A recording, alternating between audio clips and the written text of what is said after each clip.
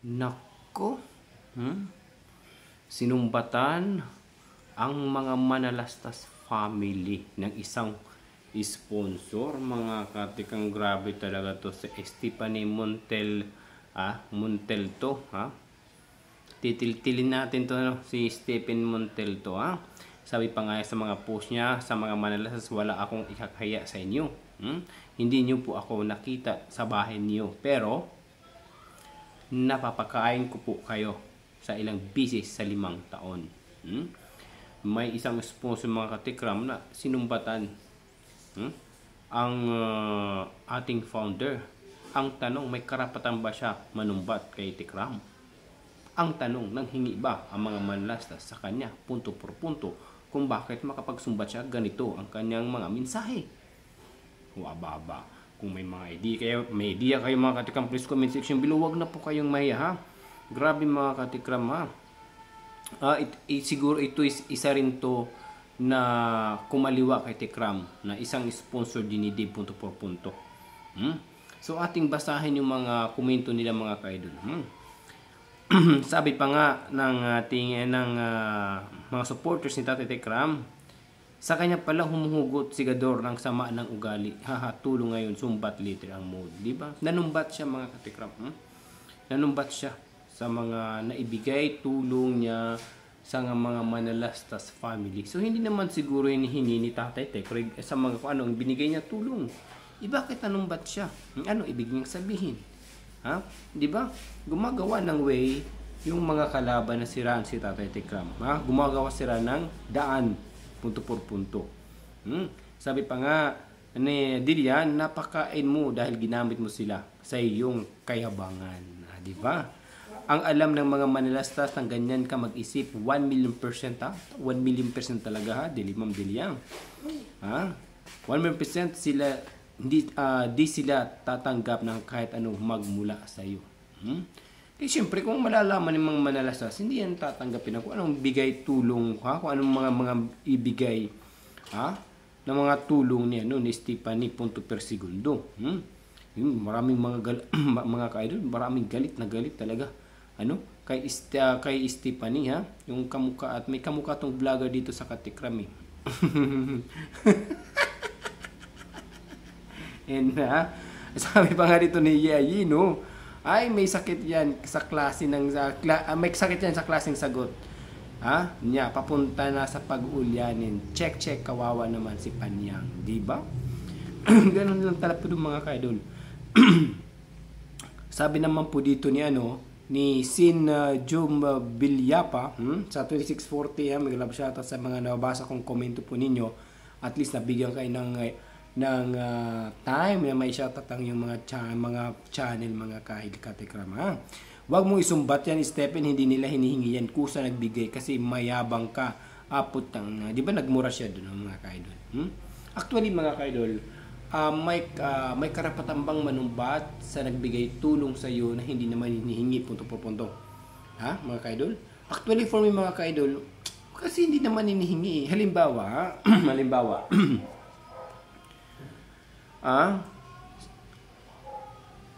si Nakuray nagbigay kay Ma'am Shimari na hindi naman hinihingi ni Ma'am Shimari. Ngayon, sa kalauna na pagbibigay ni Nakuray kay Ma'am Shimari, ito mahimik, nagkaroon ng misunderstanding. Ngayon, ito tama si Nakuray, sinumbatan si Ma'am Shimari sa mga naibigay niya. Ang tanong ni Kuya SMB, halimbawa lang to, may karapatan ba si Nakuray manumbat sa mga naibigay niya tulong kay Ma'am Shimari? Ito pang nangyayari ngayon. Wala. Kasi hindi naman nanghingi ang tao sa kanya. Kusa naman niya. Siyempre. Kusa niyang binigay, hindi hiningi. Kaya you have no right na pagsabihan ng mga tikram na walang utang na loob dahil sa panunumbat na yan, kasi you have no right manumbat sa kanila. Ganun lang po doon, mga ka-idol, kasi parang pinapahiwatig na ito nga, siya ang nagpapakain sa Manalastas family. Hello?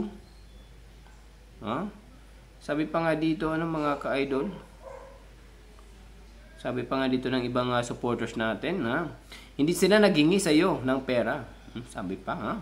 Ikaw ng kusa nagbigay yan, tapos ngayon isusumbat ninyo kay Sir Tikram. Ganon din si Dave, di ba? Yun doon nakuha ang pang-ugali ni Dave sa sponsor na ito. Bakit mo nasabi, Kuya SMB? Kasi di ba, isinumbat ni Dave ang naitulong niya sa pagbablog nila ni Tate Tikram. Dahil sinabi pa ni Dave, because of me, dahil sa akin, kumita ka. Nasaan ang pera? Di ba? Ganong eksena. Nasaan ang pera? Tapos sabi mo ng mga sponsor na mga sponsor nila, wala kayong karapatan si Tikram manumbat kay Dave kasi si Dave nakatulong naman. At si Dave daw ang dahilan kung bakit lumago ang community ni Dave, ni Tikram.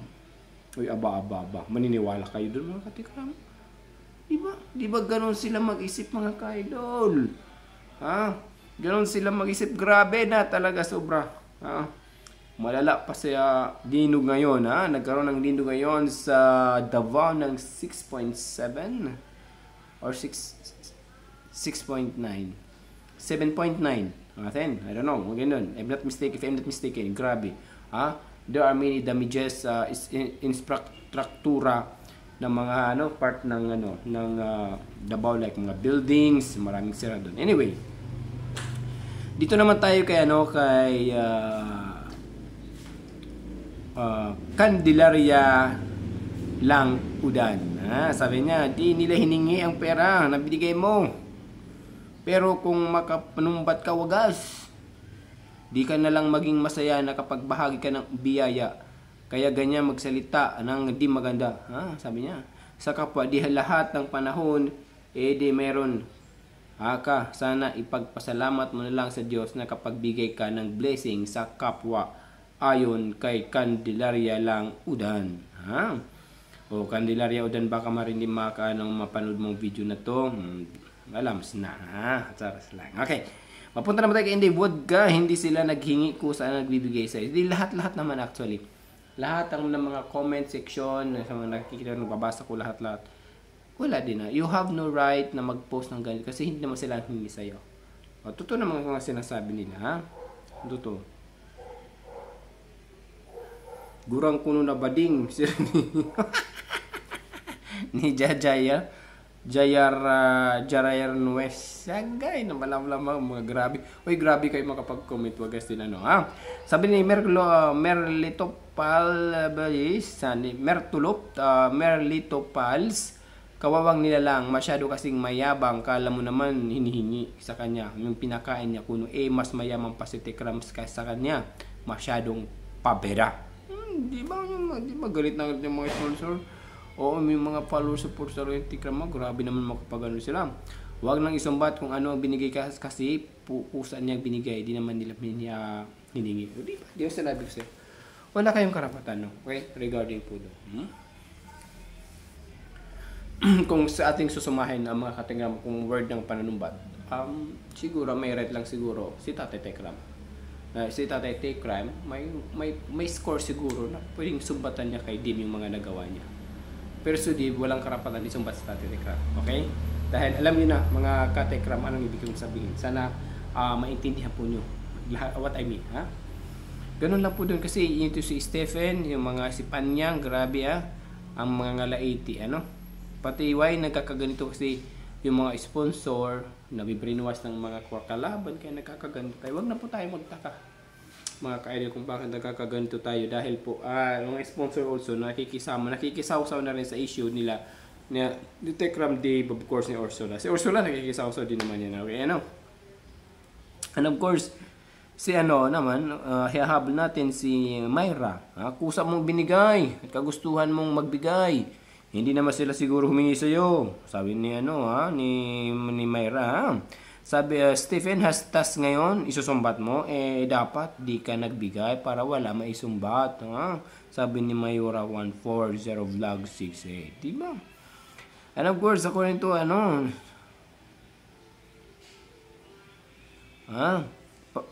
dito ko na-comment kahapon sa post ni Bading Stephanie. Oo, unblock ako, ayaw pala nag-real talk. Hahaha. Pati ba naman maglitsyon, pinapakain yung sumba, tinihingi nila yon, di ba? Ganon sila ka dimad ngayon mga katikram, yung mga naibigay tulong nila kay Tatay Tikram. So his Wibis, hindi lang to siya lang may lakas, marami to sila. So ay nako, hindi talaga may iwasan mga ka-idol na may ganitong tao na manunumbat na sa mga hindi naman siya marami na even the real life, ganun talagang buhay mga ka-idol sa buhay natin may ganun talaga. Nako, di na niya alam may taxi na business si Ramil. Ay nanumbat. Opa. Nanumbat na sila. Ay, baklang daldal mo. Sabi ni Lancha na. Sabi naman dito ni Mercy Mamagilyo, nonsense na talaga si Panyang, daig pa ng illiterate. Di ba illiterate talaga, mama? Julie 0704, kung pinagmalaki mo si Stephanie, umuwi ka ng Pinas, kung sa lupalop ka ng bansa, and personal mo sabihin sa pamilya manalastas kung pinapakain mo sa pamilya niya. Magbibigay ka ng tulong sa huli kwentahin at sumbat mo, anong klaseng tao ka? Nana. Di ba? Ang ibang mga katikram nagmumura na talaga punto por punto. Ito pa. Sa pagkaalam ko, ugaling Ilocano yung sumbatero. Parang yung makasarili ba? Yun ba yun? Ibigay bawi, bato sa langit ang tamaan, wag magagalit, naka-experience na kasi ako. Kaya pala may hugot ang yung mga mensahe. Ma'am Melva Almudel. Ma'am Melva Almudel, good morning po. Kaya mga hugot, kasi may pinagdadaanan din si Ma'am. Akala ko lang si Manalas, pati rin pala si Ma'am. Okay. May presidento, bigyan natin ng pansin Shakiram Cartney. Kung alam ng mga manalastas na isusumbat mo ang mga pagkain binigay mo, siguro mas gusto pa nilang ipakain sa aso. Iwala ka naman talaga utak, Panyang putalak. Di ba? Mura talaga. Sabi naman nangyari sa'yo. Di ba? Ganun talaga. Grabe mga ka-idol grabe yan mga Totoo din naman, real talk lang tayo. Seryoso na tayo mga ka-idol kapag magbigay ka, huwag mo nang isumbat ang mga bigay. Kasi alam mo mga katikra, mga ka-idol, masarap magbigay ng ibang tao. Magaan yung pakiramdam mo. Totoo. Alam mo yung nagbibigay ka ng tao, tapos nakikita yung tao tuwang-tuwa, tapos lalo kung pag umiyak sa harapan mo, alam mo yung feelings mo na parang magaan sa loob. Yung di mo ma-modify, di mo ma-describe yung anong nafe-feel mo. Di ba sa tuwa din na kahit paano, kahit maliit na bagay o malaking bagay na itulong mo sa ibang tao, masaya ka na punto. Ang importante, nakakapagbigay tulong ka sa ibang tao. Ganun lang po dun mga katikram. Hindi yung after, sige naumay. Kung nauumay ka na sa mga nagbibigay ka, kahit mga family naman last, kung nauumay ka na, well, you should behave na lang. Behave na lang. Huwag nga makisali. Kasi kung nakikisaw-saw ka dito, wala din kahit anong mo, ikaw pa rin ang mali. Kasi in the first place, hindi naman nagbigay hindi naman humingi ang manalastas sa iyo. Hindi nagbigay, hindi nanghingi. Ikaw ang kusa nagbigay. Kaya wala ka rin karapatan din, sumbatan sila. Kasi kusa mong binigay So it means, yung mga binigay mo sila sa kanila noon is, pakitang tao lang, na mapansin ka ng manalastas, ganun po ba? Huwag naman, huwag ganun. Oo, kasi si Dave nagkagano ang ugali ni Dave dahil siguro mula din sa inyo. Alam niyo mga katikram, yung ni Dave na yun, yung buhay ni Dave ngayon, kaya yung nakakapagsalita si Dave ng ganung way din. Kasi nga sa paligid din niya, ganito rin ang kanya, ang nakikita ni Dave, ang napapansin ni Dave. Kaya grabe. Grabe mga ka-idol yung pag-down nila kay Tatay Tikram, Baka anong masabi ng mga sponsors, ganun ba? Si Tikram ba? Yung maasa ng ganun-ganun? Di ba? Yung alam naman natin yung mindset din ng mga tao ngayon, mga Tikram, Kaya yun, kahit pa paano, napansin na, at least, na nakilala na kung sinong nanumbat actually nag-post. Hindi na niya nakaya Yung kanyang, kung anong nasa salubin niya punto por punto, at least nalaman ng lahat kung sinong tao na yun. At least mula ngayon siguro wala siyang right na makatulong pa sa kay Tatay Charity kasi nanunumbat at saka wala din siyang right na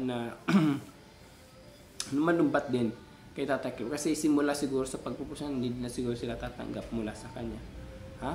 Oo, gano'n lang po doon. Mag-focus na lang siya kay Dib, Oo, kay Dib na lang siya mag-focus. Wag na, kasi mas maganda doon. Siguro, kung akong matulungan doon sa Kawakwakan Charity, wag na kayong tumanggap. Kasi, baka balang araw, tinulungan kayo dyan. Ako may response. May feedback na mangyayari. May sabi pa, yung nag-reply agad. Okay lang sana yung reply, maganda. Ang problema yung reply, panunumbat. Di ba? Kung sa cellphone man ang ating pag-uusapan. Ganun lang po doon, mga katekramo. Nako, ang hirap-hirap, Sa mga OFW, kung magbigay man kayo sa mga kung saan kayo masaya, giveaway, sa mga vloggers o sa charity man yan, kung magbigay kayo, wag yung sa pilitan. Kung magbigay kayo, yung buong 100%, na galing sa iyong puso para hindi ka manumbat. Kasi ang nangyayari dyan, kapag parang napipilitan ka lang, ayun, kapag galit ka sa isang tao, parang nasusumbat mo, natulungan nga kita, gano'n, tapos di ba yung mga gano'ng eksena? Wag na i-open. Kung anong naitulong mo, wag mo nang ilabas pa. Isikreto na lang, di ba guys? Ganun lang po doon, Wag tularan si Stephanie or paniyang manatang putragis, Putragis Siramore. Wag tularan. Kasi hindi po yan makakatulong actually even sa takbo ng kanyang buhay. Dadaan ang buhay niya araw-araw na may kasamang hinanakit. Right? Hinanakit sa buhay. Mahirap yun mga katikram, Mahirap yun na yung buhay ka pa, tapos yung araw-araw mo may hinanakit ka sa yung dibdib. Ay, mahirap yung mabuhay mga ganun ka-idol. May stress ka. Madali ka madali ka mabawian ng buhay niyan, Wag kayong gumawa na dumating kayo sa punto na yun. Kasi nga mahirap po yun. Marami dyan na mamatay na sa nakaupo lang, nakagano lang. Patay.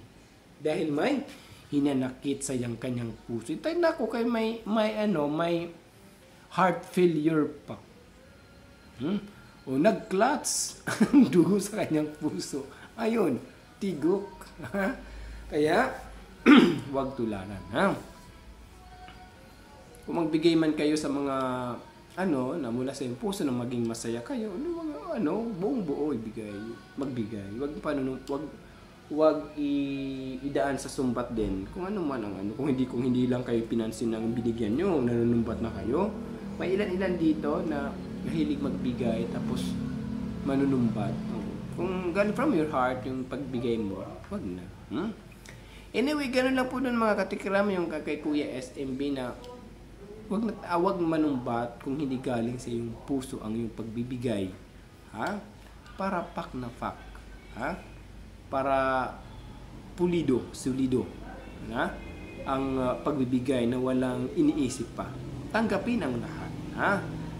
Isagrado ang pagbibigay. Huwag mag-iwan. Kasi kapag mag-iwan ka pa ng nararamdaman mo, sayang naman yung binigay ko. Naibigay ko kay Nakuray. Akin sana yun. Binigay kay Nakuray para sana yung para bukas sa akin. Diba yung mga ganong eksena? Kaya yun mga katekram na huwag tularan. Kung magbigay, 100% o maging masaya. At importante may natulungan kang tao. Hindi hayop. Tao, mga kaidol, Tao na naging masaya ka dahil nakatulong ka. Naging masaya rin ang natulungan mo dahil binigyan mo. Di ba? Ganun lang po dun mga katikram yung naging ang papel natin dito sa ibabaw ng mundo. Kapag medyo nakakaangat-angat tayo, huwag tayong maramot, Nakuray. Huwag tayong maging maramot, Ma'am Shimari. Huwag tayong maging maramot na yan sa mga nandiyan kay Michelle. Ma'am, ano dyan, mga kasi vlogger ko. Nadali na medyo yung pangalan. Biglang shoutout po sa inyo. Mababait yan sila sa mga pupunta ko sa mga live. Kay Roddy, sa mga BPM, biglang shoutout. Oo, yan, mga mababait yan sila, mga kaidolo. Matagal ko na yan sila kilala. Oo. Ang ano lang si Kuya SM, on off lang kasi ako dito sa social. Mabuti kayo laging on, ha? Laging on talaga, hindi na off na malaom-laom, ha? Ganun lang po doon, mga katekram. Hanggang dito na lang, nakikipagmaratis pa si Kuya SMB. Hanggang dito na lang, mga katekram, ha? Sana lahat enjoy, sana lahat ay masaya, ha? Sa iyong pangaraw-araw sa takbo ng iyong buhay. Laging tatandaan, ang life is short. You enjoy your life habang nandito pa kayo sa ibabaw ng mundo. Magpasalamat na lang tayo sa mga nakakilala natin kasi sila nakasama na sa takbo ng ating buhay. Again, this is Kuya SMB. Big love shoutout muna sa mga taga USA, Korea, and of course taga Qatar, Doha, Qatar, especially Philippines. Maraming salamat sa support niyo kay Kuya SMB, ha. Again, sa mga FW dyan, don't forget to subscribe, ha. Subscribe na sa akin, support na. Huwag niyo nang pagramot yung subscriber. Naunso na ba kayo? Don't ramot the subscribers. You click the subscribers so that by subscribers, will increase. Charasa. Biro-biro lang mga tekramay. Mabiro-biro lang tayo. Happy lang, ha? Happy lang. Ayan, maraming salamat. Hanggang dito na lang mga ka-idol. God bless. Mabuhay po kayong lahat. Sana maging masaya kayo sa pang-araw-araw rin. At keep good health, mga nanay na ng under ng Tekram community. Saan man kayong lupalo. Take good care, mga ka-idol. Keep good health na lang din. And then, God bless you. Ingat lagi. Bye.